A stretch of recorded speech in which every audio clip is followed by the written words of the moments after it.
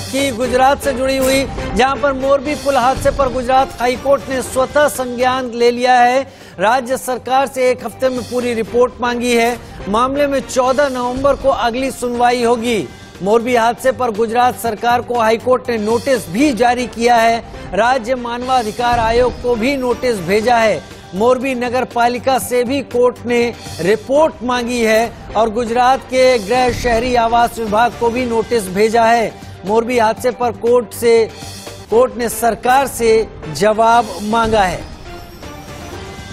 आशीष सिन्हा हमारे साथ इस वक्त जुड़ रहे हैं। आशीष, पिछले कई सालों में देखा जाए भारत में इस तरह की हृदय विदारक दुर्घटना नहीं हुई जहां पर इतने सारे लोगों का एक साथ दुखद मौत हो गई और मोरबी में पुल हादसे में यही कुछ हुआ था। अभिजीत भट्ट भी हमारे साथ जुड़ गए हैं। तो आशीष, गुजरात हाईकोर्ट का नोटिस जारी करना कितना अहम है इस पूरे मामले में स्वतः संज्ञान लेकर? देखिए, अभी तक राज्य सरकार जो बयान दे रही थी वो अदालत के बाहर दे रही थी। राज्य सरकार अपना पूरा पल्ला झाड़ रही थी और ये कह रही थी कि सारा जो दोष है वो कंपनी का है, यानी ओरेवा कंपनी के ऊपर सारा मत्था मार रही थी।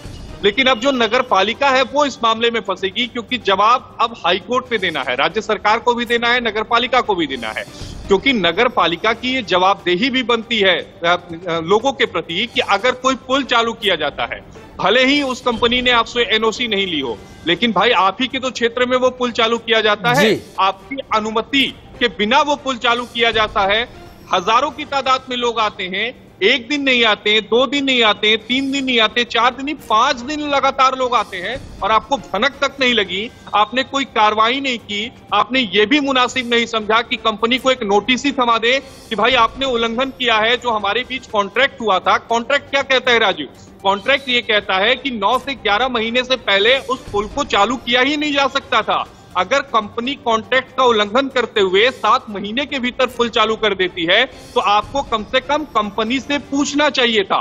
वो बात इन्होंने नहीं पूछी और यही सवाल पूछेगा जब हाईकोर्ट, तब देखना होगा कि नगर पालिका की तरफ से, राज्य सरकार की तरफ से क्या कुछ कहा जाता है, क्योंकि केवल कंपनी पर जिम्मेदारी डालकर, कंपनी पर ही दोष मढ़कर बाकी अधिकारी नहीं बच सकते।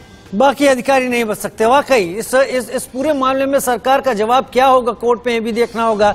अभिजीत भट्ट हमारे साथ जुड़ रहे हैं, एडिटर गुजरात, ITV गुजरात के। अभिजीत जी, अब सरकार के लिए एक मुश्किल है, एक तरफ तो चुनाव से सरकार निपट रही है, चुनाव होने वाले हैं गुजरात में, उस दौरान ये स्वतः संज्ञान लिया हाईकोर्ट ने। वहां पर अगर जवाब सही नहीं हुआ तो खासी किरकिरी होगी।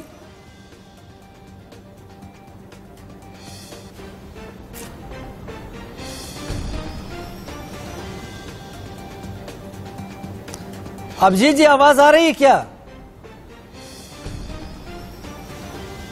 जी, आपकी आवाज नहीं आ रही है।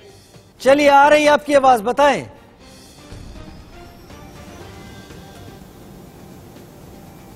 जी, आपकी आवाज नहीं आ रही है। चलिए, मैं आगे संपर्क साधने की कोशिश करूंगा अभिजीत भट्ट से। अभिजीत भट्ट ITV गुजरात के एडिटर, वो हमारे साथ जुड़ रहे थे। इस पूरे मामले पे कितनी मुश्किल, कितने परेशान हालात, क्योंकि आप पॉलिटिकल खबरें भी कवर करते हैं आशीष, कोर्ट के अलावा, कितनी मुश्किल होने वाली है गुजरात सरकार के लिए? मुश्किल तो बहुत होने वाली है, क्योंकि गुजरात में चुनाव की तारीखों का ऐलान हो गया है। 1 दिसंबर और 5 दिसंबर को गुजरात में मतदान होने वाला है। ऐसे में जितनी विपक्षी पार्टियां हो, चाहे वो आम आदमी पार्टी हो, चाहे कांग्रेस हो, इस मुद्दे को उठाएगी। वो मुद्दा केवल कंपनी को लेकर नहीं उठाएगी, वो इस बात को भी लेकर उठाएंगे कि आखिर अधिकारियों के खिलाफ कार्रवाई क्यों नहीं हुई।